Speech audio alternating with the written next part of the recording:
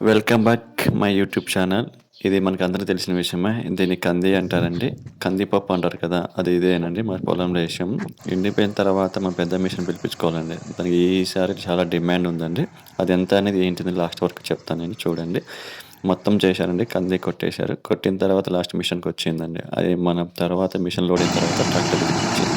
కందులు ఎన్ని ఉన్నాయి ఏంటి చూడండి. అప్పుడు చెక్ చూడండి. మీకు ఎకరం 90 సెంట్లండి. ఇది ఎన్ని సంచులయితాయి? ఎలా ఏంటిదని ఒకసారి గెస్ చేసి చెప్పండి. కామెంట్‌లో పెట్టండి. చెక్ చేయండి మరి. చూసారా? ఎలా వస్తుందో, ఎలా పడుతున్నాయో. ఎకరం 90 సెంట్లు. సంవత్సరం పంట అండి. సంవత్సరం పంటలో దిగుబడి చేస్తే ఇది కందిపప్పు అంటారండి.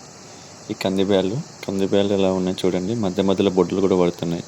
చూడండి మరి ఎలా ఉంటుందో.